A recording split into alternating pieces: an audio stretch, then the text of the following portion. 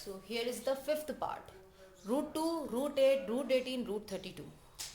पहले तो चेक करना है कि ये एपी में है या नहीं है, और कोई लिस्ट एपी में है उसके लिए क्या कंडीशन है कि किसी भी दो टर्म का डिफरेंस वो सब में सेम होना चाहिए या फिर इक्वल होना चाहिए.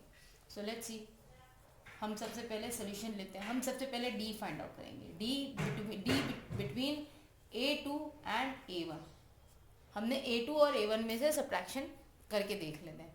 सो A2 is 8 minus this is root. अब हम यहाँ पे रूट 8 और रूट 2 को कैसे सब्ट्रैक्ट कर सकते हैं. देखो ये जो है ना, यहाँ पे जो रूट में सब्ट्रैक्शन, ये ऐसे तो पॉसिबल नहीं है. रूट में सब्ट्रैक्शन कैसे पॉसिबल होगा अगर दोनों रूट जो अंडर रूट जो नंबर है वो सेम हो, तब उनमें सब्ट्रैक्शन पॉसिबल है. लेकिन वो सब्ट्रैक्शन भी नंबर्स में नहीं होता है. वो सब्ट्रैक्शन भी नंबर में नहीं होता है. सबसे पहले इसे देख लेते हैं. देखो ये 8 है ना, इसे मैं 4 इंटू 2 लिखूँ तो चलेगा ना. 4 2 8. अब यहाँ पे देखो 4 क्या है, एक परफेक्ट स्क्वायर है ना, एक परफेक्ट स्क्वायर है. इसको मैं रूट से बाहर निकाल सकती हूँ, तो ये क्या बन जाएगा, 2 बन जाएगा. और इस रूट के अंदर अब क्या बचा, सिर्फ 2. तो यानी कि इस 8 को मैं 2 रूट 2 लिख सकती हूँ. तो यहाँ पे लिख लेते हैं 2 रूट 2 माइनस रूट 2. अब देखो यहाँ पे क्या है, 2 रूट 2 माइनस रूट 2. अब इसको सब्ट्रैक्शन देखना होता है क्या. मैंने क्या कहा कि अगर रूट और उस रूट के अंदर वाले नंबर सेम हो तब सब्ट्रैक्शन पॉसिबल है. लेकिन वो सब्ट्रैक्शन इनके बीच में नहीं होगा. ये जो है ना 2 और ये पॉसिबल नहीं है. सब्ट्रैक्शन इनके साथ में जो नंबर्स है ना वो उसमें पॉसिबल है. ये कुछ आप इस तरह से कंसिडर कर लो ना, जैसे ये रूट 2 है ना, this one is some any kind of thing. For example आप पेन ले लीजिए, ठीक है. ये भी क्या है, 2 पेन. 2 पेन में से यहाँ पे कुछ पिन, मतलब एक पेन, सिंगल पेन है ना. 2 पेन में से एक पेन जाएंगे, आपके कितने बचेंगे, 1. क्या बचेगा, पेन बचेगा ना. And pen stands for root 2. Getting my point. हम यहाँ पे जो रूट 2 है ना, एक कंप्लीट एक नंबर्स को कंसिडर कर रहे हैं. जब हम रूट में सब्ट्रैक्शन करते हैं तब सब्ट्रैक्शन होने के लिए सबसे पहली कंडीशन ये है कि जो रूट के अंदर जो नंबर्स हैं वो तो होने चाहिए सेम. लेकिन जो सब्ट्रैक्शन होगा वो रूट के अंदर पॉसिबल नहीं है, रूट के बाहर जो उनके साथ में जो नंबर्स हैं उनमें पॉसिबल है. So as we said 2 root 2 में से एक रूट 2 चला गया तो कितना बचा, 1 root. Okay, that is single root 2. Now let's see the difference again.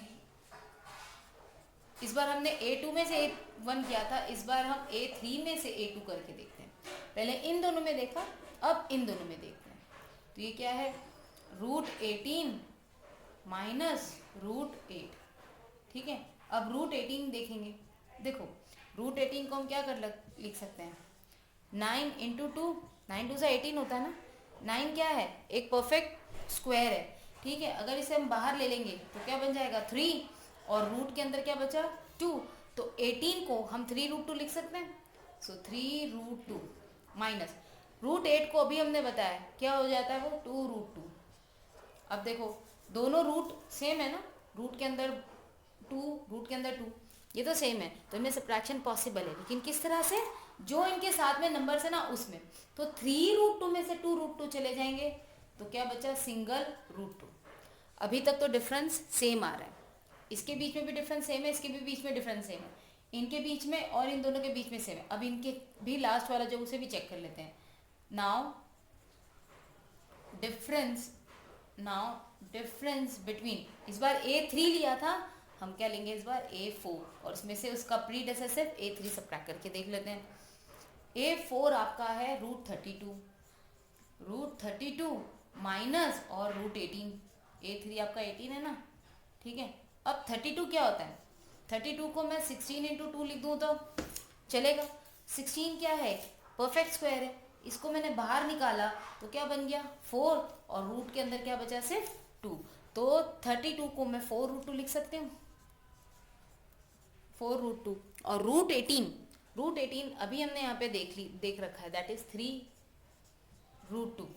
Okay. सो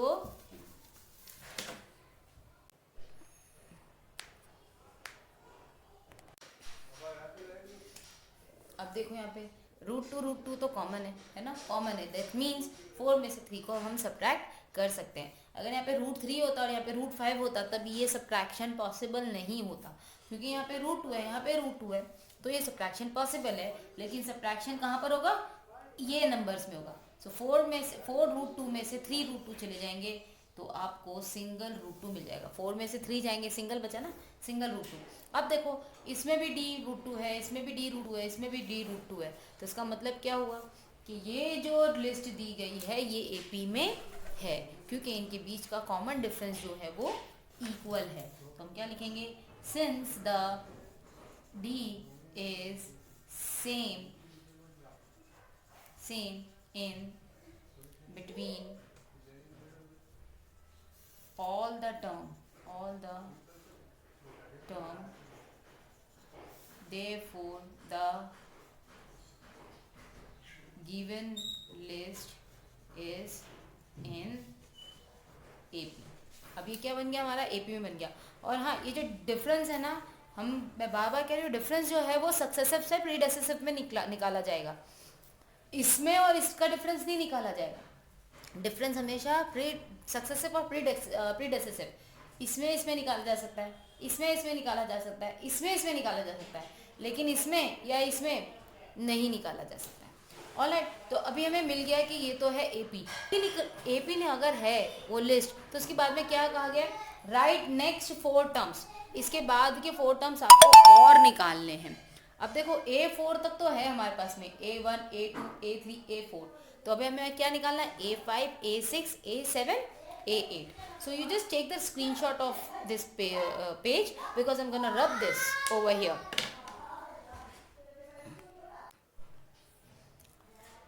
अभी हमने देख लिया कि हर एक में D क्या है, कॉमन डिफरेंस क्या है, √2। तब हम निकालेंगे इसके जस्ट बाद के 4 टर्म्स।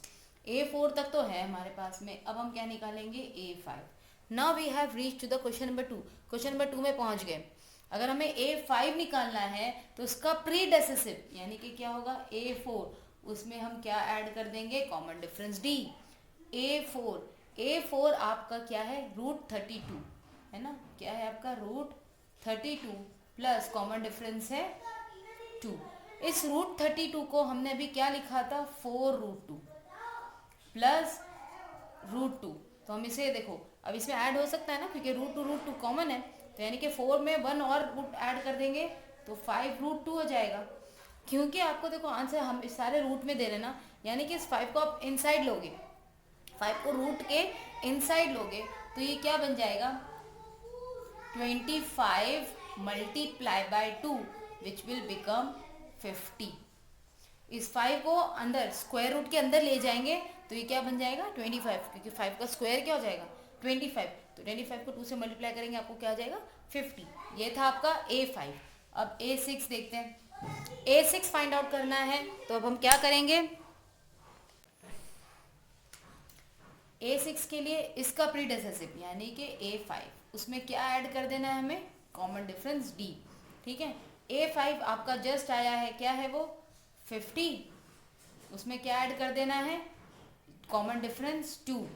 अभी हमने देखा 50 क्या है हमारा, 5√2 है ना, 5√2, सो it will be 5√2 plus √2, 5√2 plus √2, it will become 6√2। 6 को अंदर ले जाएंगे तो 36 हो जाएंगे, है ना, 36 multiply by 2, so it will become, I just want to write in short, it will become 36 multiply by 2, आपको आंसर क्या मिल जाएगा, 72। आपका नेक्स्ट जो टर्म आया वो क्या आ गया है, 72। अब आप इसी तरह से A7 निकालेंगे, A7 निकालने के लिए A6 लेंगे, A6 प्लस D, फिर A6 प्लस D करना है तो आप क्या करेंगे, A6 क्या है हमारा, आप ये लेने की बजाय डायरेक्टली ये ले लो, 6√2 प्लस √2, क्या मिला आपको, 7√2। 7√2 को आप किस तरह से लिखेंगे, 7 को इनसाइड ले जाएंगे तो 49 बन जाएंगे, 49 multiply by 2, so it will become, we will get over here as 98। 2 9s are 18, 2 4s are 8 plus 1 98। ये आपका क्या मिला A7। अब लास्ट आपको निकालना है A8, तो A8 निकालना है तो A7 में D को ऐड कर देंगे। A7 अभी आपने निकाला, ये लिखने की बजाय आप ये लिख लो, बार बार आपको कैलकुलेशन नहीं करनी पड़ेगी। 7√2, उसमें कॉमन डिफरेंस यू ऐड करना है, दैट इज √2, तो आपको क्या मिल जाएगा, ये 8√2। 8√2 आपका क्या बन जाएगा, 64 मल्टीप्लाई बाय 2, क्योंकि 8 स्क्वायर के अंदर जाएगा तो स्क्वायर उसका बन जाएगा, दैट इज 64। अब इसको आप जब करोगे तो ये बन जाएगा 128, इसे आप लोगे इस तरह से और ये बन जाएगा 128। ठीक है, अब आप फाइनल आंसर क्या लिखोगे, I am not having the place there for the next 4 term of AP is, next 4 term कौन कौन से होंगे, पहला है आपका यहाँ पे 5√2, और आप सीधा सिंपली √50 लिख लीजिए, ये वाला है ना जो, ये वाला √50। फिर उसके बाद में आया आपका ये वाला √72, उसके बाद में आपका आया है √98,